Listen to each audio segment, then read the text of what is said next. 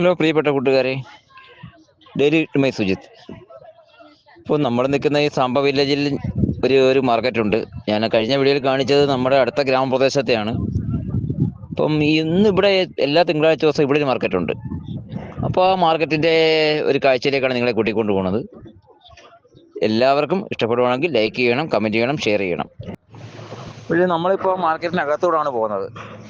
അവിടെ ഒരു സൈഡിലാണെങ്കിൽ നമ്മൾ വെജിറ്റബിൾസ് കച്ചവടക്കാർ, ഒരു സൈഡിൽ എന്തിനു പറയുന്നത് ഇവിടുത്തെ എനർജി ഡ്രിങ്ക്സിൻ്റെ കച്ചവടക്കാർ, പിന്നെ ചെരുപ്പ് വിൽക്കുന്നവർ, തുണി കച്ചവടക്കാർ, അങ്ങനെ ഒരുപാട് പേരുണ്ട്.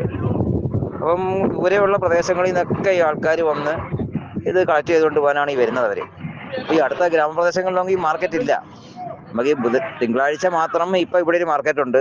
ഒരു ബുധനാഴ്ച ഞാൻ കഴിഞ്ഞ വീഡിയോയിൽ കാണിച്ച ഒരു കബലി എന്ന് പറഞ്ഞൊരു മാർക്കറ്റുണ്ട്. അപ്പോൾ അത് കഴിഞ്ഞ് ഗ്രാമപ്രദേശങ്ങളിൽ ഇവിടെ മാർക്കറ്റ് ഇല്ല.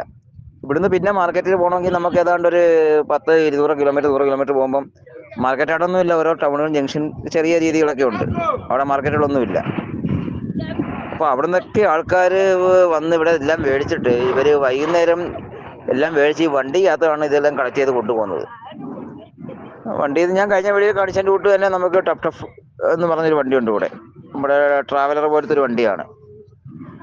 ആ വണ്ടിയിലാണ് ഇതെല്ലാം കളക്ട് ചെയ്ത് ഇവിടെ കൊണ്ടുപോയിക്കൊണ്ടിരിക്കുന്നത്. അത് കാണാൻ തന്നെ ഒരു വളരെ കൗതുകമായ കാഴ്ചയാണ്. അപ്പോൾ അവർ രാവിലെ എത്തും. ഇവിടെ ഒരു 5 മണിയാകുമ്പോൾ എത്തി അവർ ഇതെല്ലാം വാങ്ങിച്ച് കളക്ട് ചെയ്ത് ഇവർ പോകുമ്പോൾ തന്നെ വൈകുന്നേരം 7 മണിയാവും. പിന്നെ 7 മണിക്ക് ഇവിടുന്ന് വണ്ടികളുടെ ബഹളമാണ് ഈ സാധനങ്ങളുമായിട്ട് പോകുന്നത്. അതിൻ്റെ അകത്ത് സാധനങ്ങളും ആൾക്കാരും പിന്നെ മേകൾ കോഴിയും ആടും എല്ലാം ഉണ്ട്. എല്ലാം കൂടാണ് അവർ കൊണ്ടുപോകുന്നത്. പിന്നെ ഇവിടെ ചീനി, കാച്ചിൽ ഇതൊക്കെ ഒരുപാട് കിട്ടുന്നൊരു സ്ഥലമാണ്. ചീനി ഫ്രഷായിട്ടുള്ളതുണ്ട്. ഇവർ തൊലി ഇളക്കി ഉണക്കി വെച്ചിട്ടുണ്ട്. അത് കൊണ്ടുപോയി എന്തോ ചെയ്യുന്നത് എനിക്കറിയത്തില്ല. പിന്നെ എല്ലാവിധ ഐറ്റംസും ഇവിടെ കിട്ടും. ഇവരെ സോപ്പ്, ചീപ്പ്, നമ്മൾ പണ്ട് പറയത്തില്ലേ ചുവപ്പ്, ചീപ്പ്, കണ്ണാടി, അതുപോലെ തന്നെ എല്ലാ ഐറ്റംസും ഇവിടെ കച്ചവടക്കാരാണ് അവർ. പിന്നെ എല്ലാ ടീഷർട്ടുകൾ, നമ്മളെ ഡ്രസ്സുകൾ, ലേഡീസിനുള്ളത്, ജെൻസിനുള്ളത്, കുട്ടികൾക്കുള്ളത് എല്ലാം ഒരുപാട് ഇവർ കച്ചവടം ചെയ്യുന്നുണ്ട്. അപ്പം അത് ഭയങ്കരമായ ഒരു കാഴ്ചയാണ് ഇത് കാണാൻ.